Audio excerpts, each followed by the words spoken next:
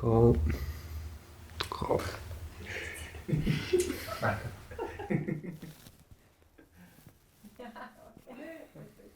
Se vidijo?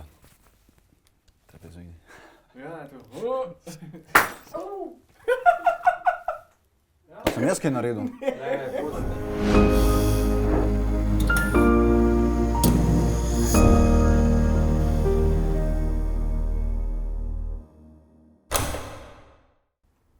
Dragi gledalke, dragi gledalci, lepo pozdravljeni v novi oddaji Reflektor.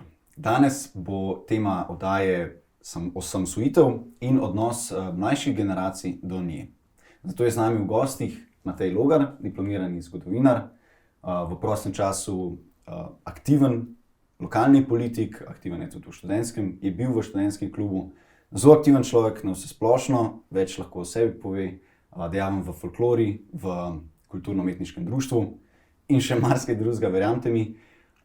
Matej, pozdravljen. Živijo, David. Lahko začneva z enim preprostim vprašanjem. Kako ti vrednotiš osamosvojitev? Kakšen odnos imaš ti do osamosvojitve, glede na to, da nihče od naju ni bil v tistem času neživ? V osnovno šolo sva šla šele 13 let po osamosvojitvi. Kakšen odnos imaš ti danes do nje? Pieteten, naklonjen, ne tako?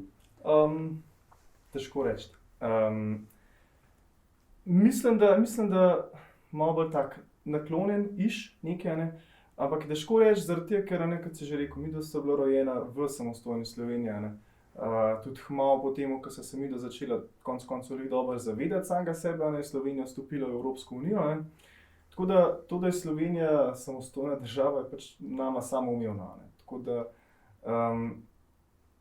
ne vem, ali je zdaj ta odnos pozitiven ali negativen. Ja, jaz bi rekel, da ja, da je pozitiven, ne, valjda sem ponosen na to, da imamo samostojno državo, pa se mi zdi, da je prav, da imamo, ne. Ampak je pa težko doreči, ali je res pozitiven ali je negativen. Moj oseben, ja, je pozitiven. Če pa vprašajo koga drugega, z najne generacije, pa ne vem, težko reči, ne. Sploh, ker smo, ne, res že del te Evropske unije, spet neke velike tvorbe, ne, meddržavne, ne, ki se čez druga kot Jugoslavija, ampak ja.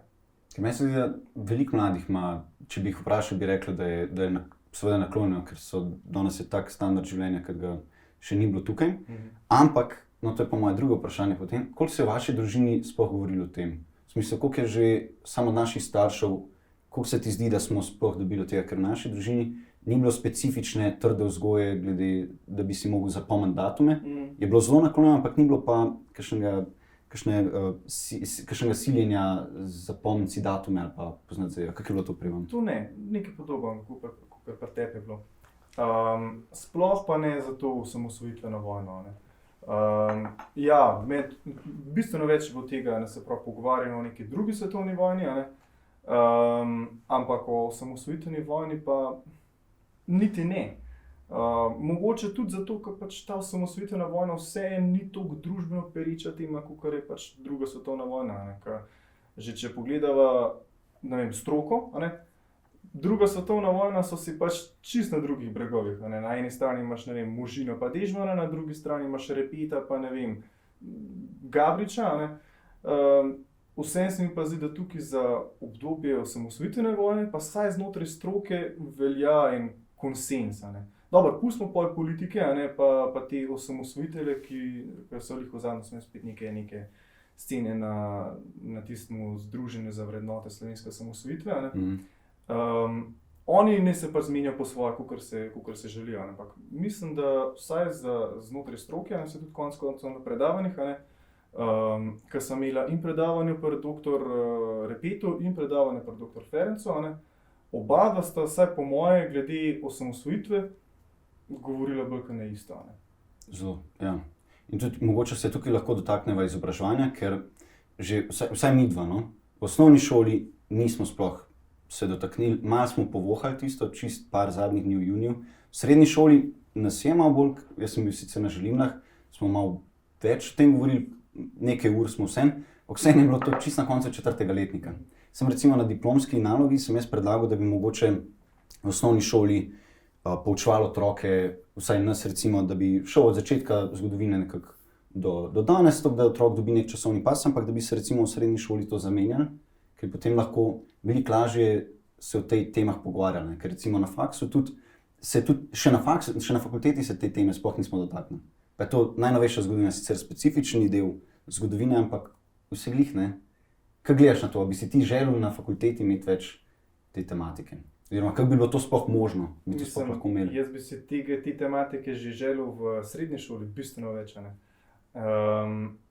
Ker tukaj se v bistvu dogaja isto kot pri geografiji, ne. Se pravi, jaz, ki sem učil in zgodovino in geografijo, ne, pri obeh predmetih je podobna situacija, ne. Prideš ti na koncu pri zgodovini v 4. letnik, pri geografiji v 3. letnik, ne, kjer naj bi se v teoriji pač pogovarjali o Sloveniji, ne. In se ne pogovarjamo o Sloveniji, oziroma pač pri zgodovini nekako je zdaj kar postalo, ne vem, samoumevno po moje, da se pogovarjamo oziroma da zaključimo tam nek z letom 45, potem se konča.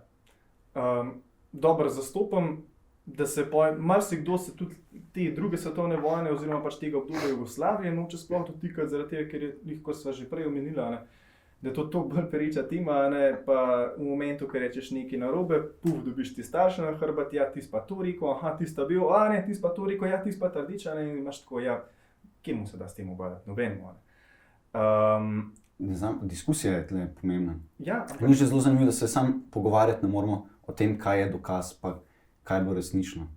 Ja, ampak ne, če si stroka ni enotna glede tega, ne, pa politika si ni enotna glede tega, kako se pol še narod enotna, ne. Prej, ko si rekel, no, tle bi se rad navezal, veš, kaj si prej rekel, recimo Gabrič, Črpe, Možina, Griser, Pečar, oni so imeli enkrat debato na RTV-ju, zelo zanimivo, ampak veš, kaj sem takrat razmišljal, ne bom se spuščal v vsebino, ker ni pomembno, ampak o formi.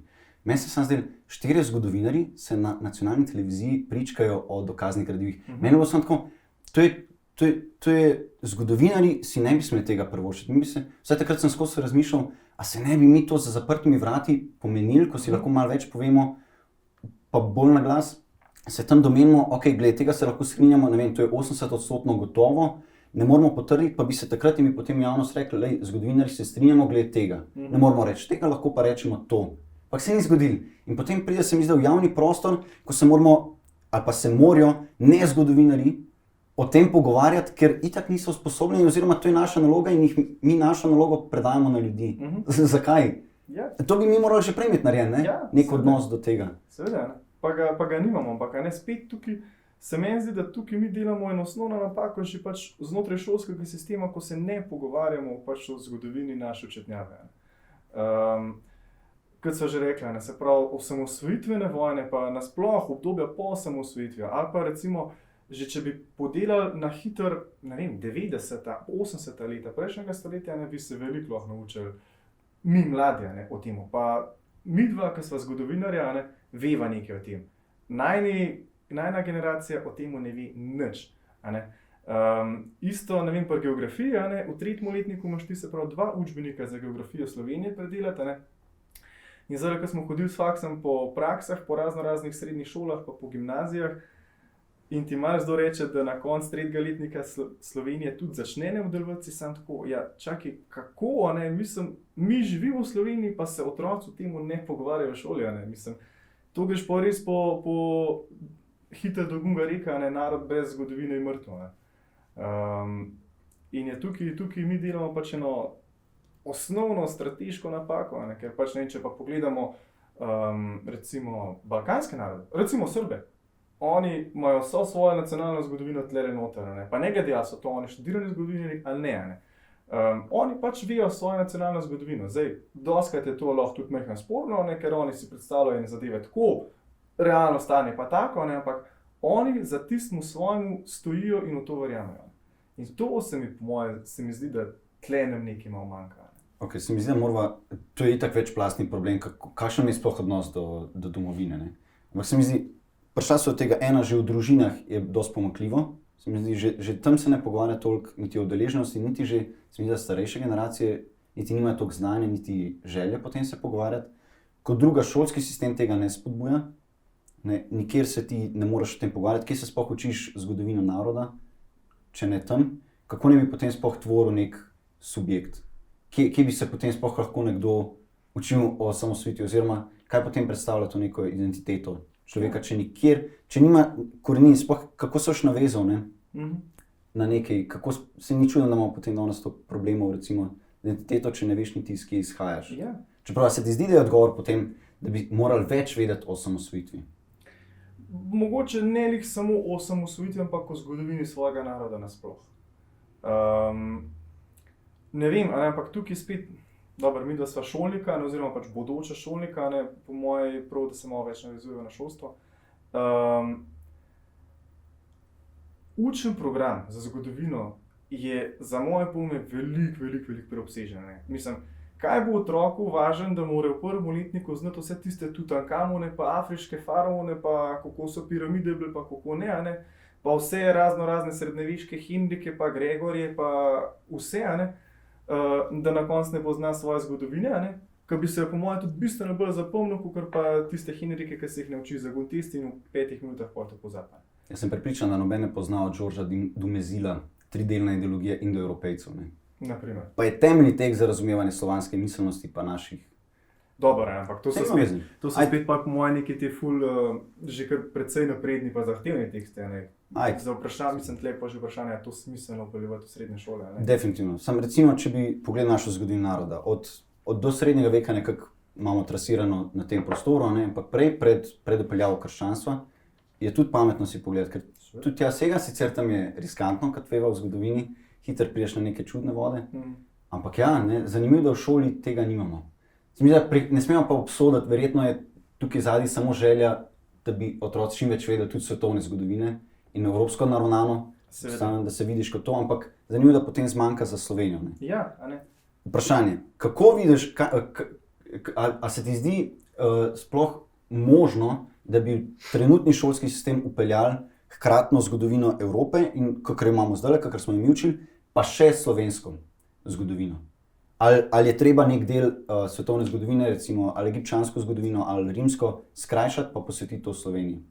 Jaz mislim, da je bolj ta druga opcija, ker naš šolski sistem za zgodovino itak je že evropocentričen, valjda pač pogovarjamo se o zgodovini Evrope, po moje, od časa pred Rimljani, pa praktično do danes, oziroma pač recimo okvirno tja do ene hladne vojne. Recimo o neki svetovni zgodovini v srednji šoli nismo govorili, vsaj po mojem, da ne. Tako da jaz mislim, da je ta smer, ki jo imamo, se pravi logično, saj smo v Evropi, moraš poznati skozi zgodovino svojega kontinenta, mislim, da je tudi prav. Sam se mi pa zdi, da bi bilo treba tle pač zadevo malo zmanjšati.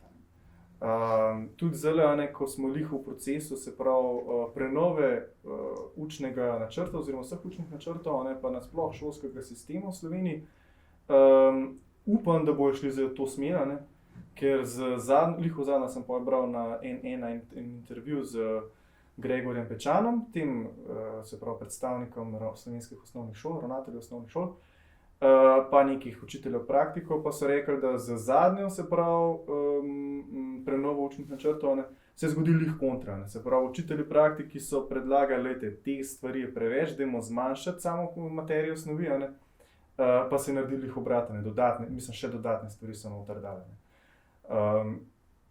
In jaz mislim, da je treba tukaj pač samo zmanjšati stvari, ker bodimo realni, tisto, kar se doma pogovarjamo, vse je koristno, sploh recimo zato, da se pač ti majhen bolj spoznaš za samo to polpreteklo zgodovino, ampak se mi zdi, da lih v tej polarizirani družbi, se s tem mogoče ustvarja lih samo še dodatne polarizacije, ker ti si priješ domov, ti starata ali pa oče ali pa mati govorijo, ja, lej, to je bilo tako, pa nič drugače, eno drugemu pa pravijo lih kontra, da se je zgodilo ne tako, pa nič drugače. Valjda so pa tudi otroci profilirani, in pol, ko pridejo, imajo za sabo neko pomanjkljivo znanje oziroma samo pač mnenja pa spomine svojih prednikov, ki spet niso popolni. Pač se mi zdi, da ja, je koristno, valjda, fajn, da je, da se pogovarjamo o tem, ampak ni pa to edina stvar. Ne. Ker tukaj, to sem tudi preučil na svoji poti, si že kdaj slišal za epistemološke vrline. To je izraz za vrline, epistemološke je veda o spoznanju, kako spoznavati. In se mi da tukaj, na to bi se rad navezal, ko si rekel, pri naših odnosih in pogovorih, glede osamosvojitve ali pa glede NOB-ja, se mi zdi, da dostikrat manjkajo epistemološke vrline v smislu vrline spoznavanja, odprtost duha, da si navezovanje na dokazno gradivo, odprtost in tudi tako vztrajnost pri raziskovanju te zadeve. In se mi zdi, da dostikrat to manjka. Da imaš neko koncepcijo in razumem, veliko starejših ima to koncepcijo, ampak težko je biti odprt, težko je raziskovati nove, težko je pregledati vso dokazno gradivo, ki obstaja, da bi bil raziskovalec celo življenje. Ne? Ampak to nam dostikrat manjka, že samo pri pogovorih, že samo odprtost za pogovor velikokrat umanjka. Ne? Zdaj, koliko je to na nas, se mi zdi, da to je treba velikokrat, tudi skozi zgodovino se je vedno izkazalo, če je vrh, če je papež, če je vladar, kakršen odnos je imel ta papež, vladar do svojih podložnikov, tako se nekako cela struktura obnaša. Se mi zdi, da tukaj zelo težko midva rečeva, mlada generacija, vi ste loliki in nič se ne zanimate za to, je treba pogledati, kako je šolstvo organizirano, kako država to ureja. Ja, seveda. In vprašanje, če je to naključje, da se v šolah ne posvečamo to, ko smo v svetu. Pa nisem teoretik zarote, ampak to ni naključeno. To je bila kar zanimiva teorija zarote drugače. Sigurno, ne, sploh, mislim, če se res, recimo, da se res to dogaja, ne, pa da je res gor na vrhu v državnem zboru pa na vladi nek tihi konsens, ne, se pravi, da se pač ti pereče družbene teme, se pravi NOB pa slovenska osamosvojitev pač malo pomete pod preprogo, ne. Si pa res tako vprašaš, ne, in kam želite vi, da se ta narod pripelje? V narod hlapcev ali kaj? Mislim, dobro, ne, to je zdaj spet malo farfetched, ne, pa pač malo preveč. Metaforično rečeno, ja, hvala. Ampak ne vem, mislim, meni se zdi samoumevno pa edino pravilno, da pač, če si tukaj državljan, če si pač zaveden Slovenc ali Slovenka, pač moraš del svoje zgodovine, del svoje očetnjave pač poznati. Ne vem, meni se to zdi samoumevno. Zdaj, ne vem, mogoče to tudi malo zaradi mojih hobijev, sprej rekel, se pravi pač zborovski pevec pa folklornik, pač tukaj se direktno ukvarjamo z našo zgodovino oziroma pač z slovenskim kulturnim izročilom. In dobro, pa se to že pač mehen profiliran, I guess, ne vem, ampak meni se zdi ful dobro, če se ti res nek Slovenc, ne vem, da znaš par ljudskih komadov slovenskih, da poznaš slovensko narodno nošo ali pa kaj takega, ne. Dobro, pa se tudi vprašaš, ne, kaj pa si mislim, kaj pa bi mogel vedeti vsak Slovenc, ne. Ampak dobro, to se pa že druge. Veš, koliko me je narit vrgel, zdaj sem bil v Latviji s evropskim projektom in sem zvedel, da oni zelo veliko pojejo. Sam radi imajo petje, pa plešajo te folklorne plese. Zelo zanimivo drugače, podobne našim. Ja, to je recimo podobno, zakaj ne maramo petje toliko, oziroma zakaj se to ne promovira več toliko. Imamo veselice, ne?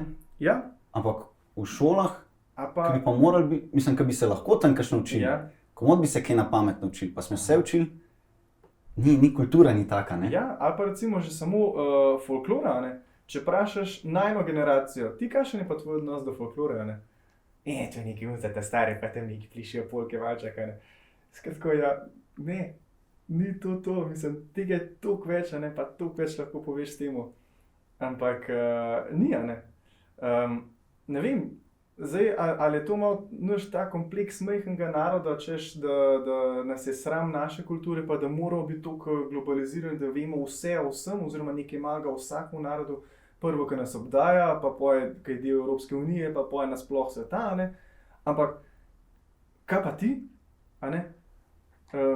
To mi je tako res zanimivo in tudi, ko sem hodil, recimo, ali ko smo bila zdaj, ko si rekel Latvija, mi smo bili za veliko noč lani, se pravi v Belgiji, v mestu Leven, in ista bila tam ena litvanska skupina, se pravi sosednja država od Latvije, In isto, ne, oni so rekli, ja, stari, mi plešemo, mi tega ful pač delamo. In če pogledaš, ali pa recimo spet, če pogledamo Balkanci, ne, ja, stari, ni ga tam enega, ki ne bi znal Užičko kolo plesati. Ker se tam začne špilati Užičko kolo, ja, njim se zmeša, to grejo na mize pa plešejo. Ne. Ja, nam, da nam zašpilaš ti, ne vem, Golico od Avsenika, pa neki karkoli, ne. Ja, najprej te že kar čudem gledajo, zato ker te prvo vzameš so plesovka, pa greš plesati kaj na plesiše. Ne. To je, ne vem, taka malo. To je že čist preveč, če moški povabi. Ja, danes je to že lahko kočljivo in nevarno.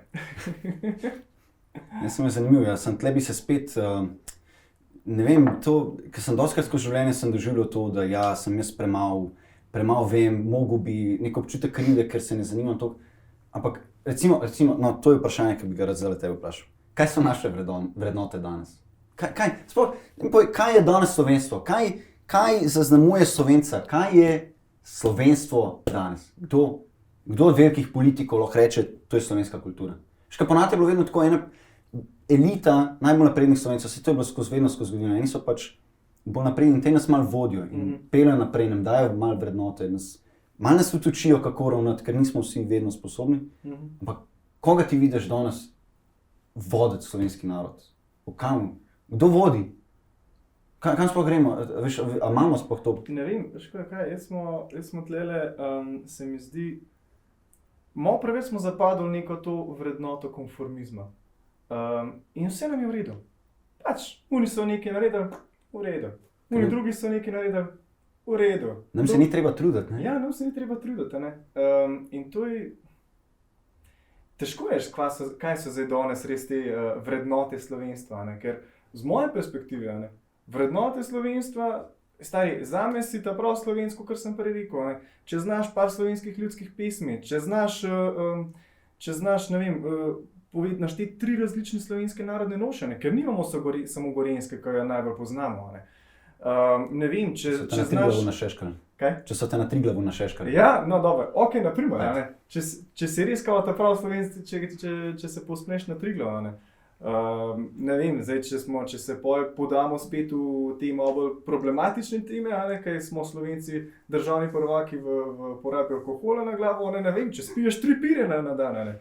A veš, to je stvar, dobro, malo preference vsega posameznika, ampak, a ne, to. Veš, pa ne vem, da veš, zakaj smo mi 24. Junija, zakaj zaključimo šolo, a ne. Dobro, tukaj, ker smo pač govorili o osamosvojitvi, a ne, tukaj gre pa moje malo narobe to, da mi na gundan zaključimo šolo, a ne. 24. junij, pa 25. pa 26. a ne. Naša dva praznika, a ne, tam je pač. Lahko bi ga 25. ne, z eno ovenk proslavo. Ma ne, če že, pa bilo po moje bolj, da se zaključi šola en teden prej, a ne, pa da se točno ve, zakaj so pa tudi 24. oziroma 25. pa 26. starši doma, ne, da je to dela prost praznika. Recimo, ne. Ja. Tak je, ne, ker recimo, ne vem, če pogledaš ameriški 4th of July, ne, ko oni praznujejo to samostojnost 13 kolonij od Velike Britanije, ne, ja, to je ta največji praznik v državi skoraj, ne, za Thanksgivingom, ne. Še malo drugače. Si misliš v Sloveniji, veš kaj, če gremo nazaj na zgodovinsko metodo, to sem že nekaj cajta razmišljal. Mi smo ena generacija, mi smo letnik 98.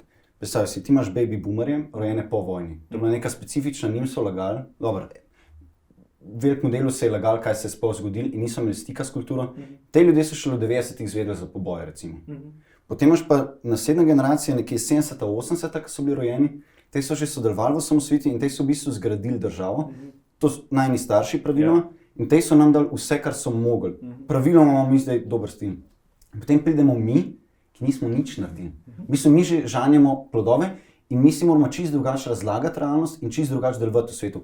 Oni so imeli veliko težje zadeve, ne vem, moji so bili na kmetih recimo in ni bil dober standard življenja, ampak so vedeli, zakaj se borijo. Je bila malo stiska in so hoteli dati otrokom več.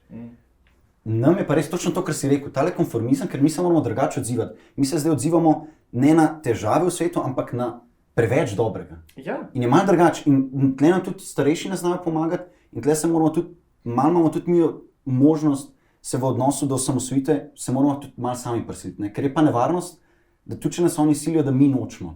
Ja, tukaj lahko pride do drugega, pa je pač kontraefekta.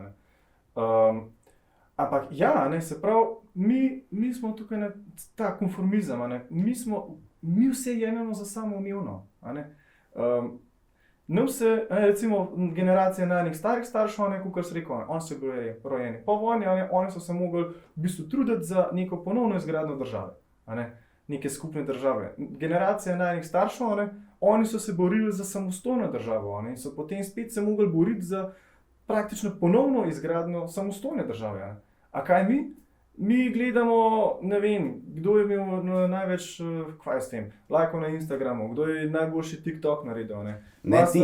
Ne ti, ja. Ti nisi, ker ti si dosti aktiven v lokalni politiki, ne? Dobar, ja. Zakaj pa ti ne? Zakaj pa ti nisi ta klasični? Zato se mi zdi to neumno. Mislim, sorry, sam ne vem. To, da ne vem, nekaj postaš na družabna omrežja in poj gledaš, koliko je lajkov, a je 100 lajkov, a je videl to, ta TikTok, ne vem, 120 ljudi.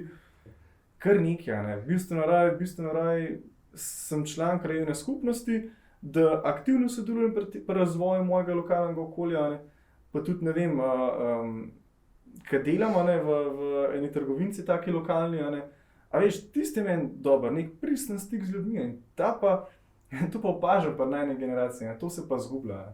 Ker smo toliko zrasli gor s temi telefoni pa socialnimi omrežji in tega pristnega stika z ljudmi nimamo več, mislim, praktično ne znamo več poslušati pa gledati okoli sebe, in ne vem, naprimer, če se kdaj peljemo za kakšnim, mislim, če gremo kdaj na kakšno ekskurzijo ali pa ne vem, jaz sem recimo blizu Brda doma, tam je ogromno nekih spomenikov socializmu, pa bivši državi, pa ne vem, se dobro, to je zelo problematična tema, ker so ti spomeniki umaknjeni, ampak vseeno, ker greš mimo teh spomenikov. Meni je dobro, ker pač vem, recimo tlej spomenik Tito tu, v redu, Tito je bil ta pa je naredil to pa to, tle ga je fejs membiksnil, tle je dobro naredil, v redu, veš nekaj povedati, Večina najne generacije, pa še bolj, pa še mlajši, so še bolj s tem zrasli. To je samo briga njih. Napačna uporaba spomenika, ker v bistvu to je opomnik. Ta spomenik je nekako, vsi so namenjeni, da ti prideš tja, se aktivno posvečaš temu in kontempliraš, kaj je to bilo. Oziroma midva, da bova peljala otroke tam v osnovni šoli in malo razložila glede tega. To, če pa sam stoji tam, pa da, mislim, ga je treba aktivno uporabljati. Ja. Tudi recimo, ne vem, zdaj so pri teh spomenikih, isto z muzeji, Lih je bila zdaj, se pravi, ki je ta polemika z združitvijo Muzeja slovenske osamosvojitve pa muzejem sodobne zgodovine, v nov skupen zavod, Kdo se vžiga? Predvsem generacija najnih staršev pa najnih starih staršev, najni generaciji, nama je še to nekako pomemben, malo zaradi tega, ker sva del te stroke, ostalim močno dvomim, da jim je kakorkoli mar. Zanimivo, mislim, jaz če gledam čisto iz teoretičnega vidika, jaz bi najraje videl, če bi osamosvojitev imela svoj muzej. Ker je to toliko kompleksen proces, da ga je treba posvetiti več prostorov. Saj imamo inštitut za novejšo zgodovino, to že preučuje ORNG, ampak da ima osamosvojitev svoj muzej. In isto bi dal za Jugoslavijo svoj muzej, ker je tudi zelo kompleksno in zelo zanimivo obdobje. In, dobro, drugi svetovni bi lahko so več muzejev posvetili, ker je še toliko bolj kompleksno. Ne vem, zakaj ne moramo misliti to kompleksno. Verjamem, da so tukaj zadaj določeni politični motivi, tega tukaj itak ne bi šel, ampak se hitro vidi, kako se lahko politika odloča o eni strokovnih vprašanjih. Nisto mogoče glede spomenikov. 2019 so bili pošvedrani tele kar dosti spomenikov, recimo od NOB-ja v Ljubljani. In takrat se je reklo, citiral je, to je rekel takrat predsednik države, da je nedovoljeno in prepovedano tak način soočanja. Ne znam zdaj citirati, ampak da je to nedovoljeno. Ampak se mi zdi, pa tudi je bilo rečeno, da so te spomeniki del skupne preteklosti, pa se mi zdi, a je res to skupna preteklost, Če en velik del države te spomenike dojema kot žalitev. Recimo, to je čisto kot vprašanje, kakšne spomenike bi danes sploh lahko naredili, Kaj je v bistvu danes tista osamosvojitvi, ali v bistvu mogoče bi morali narediti kakšen bolj spomenik neki abstraktni vrednoti samostojnosti? Ja, tukaj to je težko reči, ne. Pa dobro, z vidika osamosvojitve po mojem še niti ni tak problem, ne, spet, ne, ker znotraj stroke, pa po mojem tudi znotraj družbe relativno obstaja kar en velik konsenz za to osamosvojitev. Tako da tudi recimo, ne, ko se je postavljal spomenik v Pučniku, ne, mislim, da noben ni imel s tem problema, ne. Pa tudi, če bi se postavljali spomenike ostalim osamosvojiteljem, ne, za dejanje osamosvojitve, ne, mislim, da ljudje ne bi imeli s tem kakšnih hudih problemov, vsaj jaz jih ne bi imel. Tukaj je bolj vprašanje te delitve teh spomenikov Jugoslavije pa NOB-ja, ne, ker je pač to še zmeraj razdeljeno. Tako da, težko ti rečem. Zdaj, če se greš pa ti tukaj neke abstraktne spomenike, ne vem, če je to prav zaradi tega, ker bi rekel, da to na nek način izraža nek tak strah z soočenjem posledic.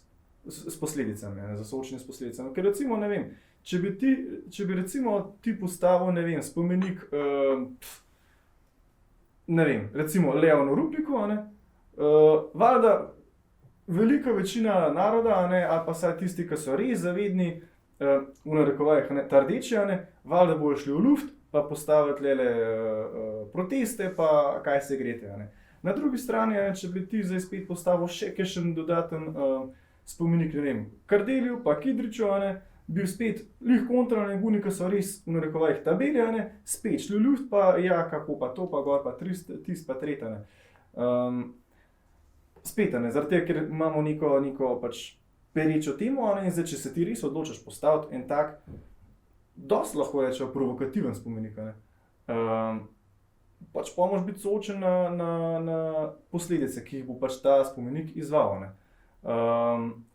Če pa greš ti v neko abstraktno zadevo, lahko rečeva, da si relativno safe, mislim pač dosti bolj varen, da se temu odporu ogneš.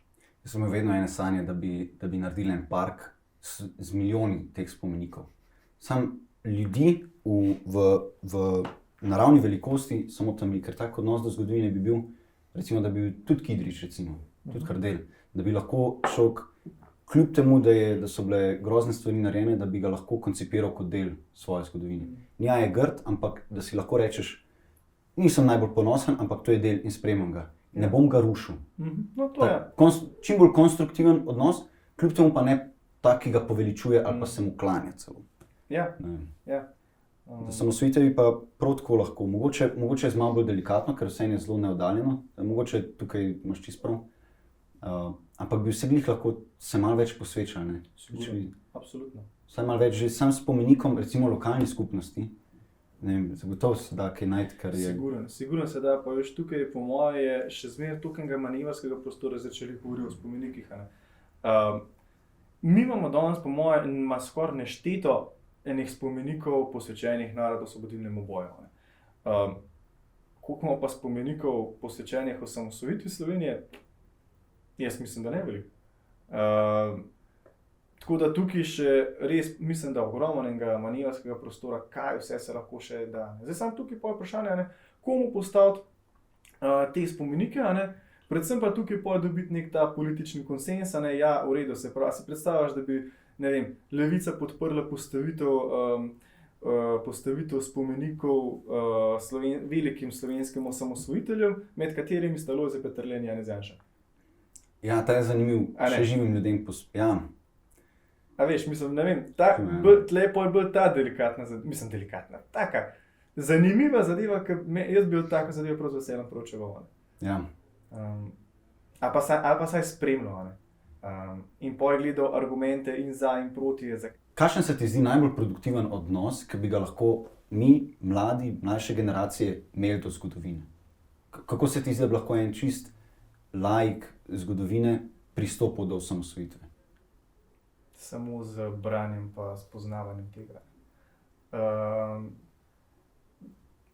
Ker če nas niso učili, smo morali sami. Ja, točno to, In veš, zdaj, če ti nisi bil o tem podučen v šoli, a ne, valjda si pa zelo tako vodljiv, a ne, glede tega. A ne. En ti reče eno, pa rečeš, ja, pismo, se to je pa res bilo. A ne. In potem ti reče nekaj kontra, a ne, pa ti tudi recimo to dobro zargumentira, ja, sem to je pa to bilo. A ne. Kaj je zdaj res? Kaj pa si dejansko zgodilo? Pa ne, da moraš imeti svoj lasten odnos do zgodovine. Kaj? A res? To. Tako da mislim, da tukaj samo pač branje, pa tukaj, a veš, lih to, kar se prej govorijo, ker znotraj stroke je nek konsens za obdobje osamosvojitve, ne, je konec koncev dosti vseeno, katero literaturo vzameš. Ne. Vsi ti bojo na koncu povedali isto. Ne. Pa ne vem, sej, če greš v ta muzej novejše zgodovine, tam v Tivolijo, sej kar nekaj pa zveš, načeloma o tem obdobju osamosvojitve pa v obdobju Jugoslavije. Ne vem, jaz sem bil pa še 2 meseca nazaj sem bil v Kranju v Gorenjskem muzeju, kjer majhen bolj specifično obdelajo to obdobje osamosvojitve za Gorenjsko. Tako da, če greš v te malo muzeje, pa majhen prebereš o teh zadevah, ali pa da poslušaš kakšno debato zgodovinarjev na to temo, zvrhan dosta. Ker dajmo dojeti, da bomo mi tvorci zgodovine jutri. Danes smo že tvorci zgodovine. Že danes. In In moramo poznati zgodovino. Ker to je najbolj nedavno, to je v bistvu že skoraj včeraj, ne? Ker to ni neka rimska zgodovina, to so naši očetje, dobesedno. Točno to so naši očetje. In mi nadaljujemo njihov del. Tudi če ne maramo osamosvojitve, pa če ne maramo tega dela naše zgodovine, ga vse jih moramo poznati, ker izhajamo iz tega. Točno to. In se vedno navezujemo, če hočemo kakorkoli izboljšati ta svet, se moraš vedno že vklopiti v obstoječo strukturo, poznati zadeve in izhajati iz njih. Tukaj, mislim, ne vem, lahko, brez problema, po mojem, lahko to preneseva v Guno, v tiste reke, kao, preden začneš popravljati druge, najprej popravi sebe, kao, pač, najprej pometi pred svojim pragom, pa naprej rihte stvari.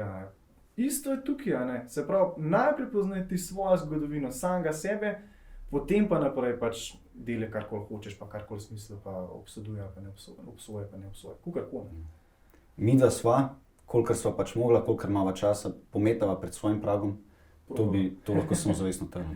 Matej, 100-krat ti hvala za pogovor. Z veseljem. Malo je bil dolg, ampak se mi zdi, da je bil dober. Tudi če sva kdaj odplavala, se mi zdi, to je kaos, veš. Moraš daj odplavati. Anarhija. Hvala ti. Gledalke, gledalci, tudi vam hvala, da ste zdržali z nama. Toplo ste vabljeni tudi v naslednjo oddajo. Hvala.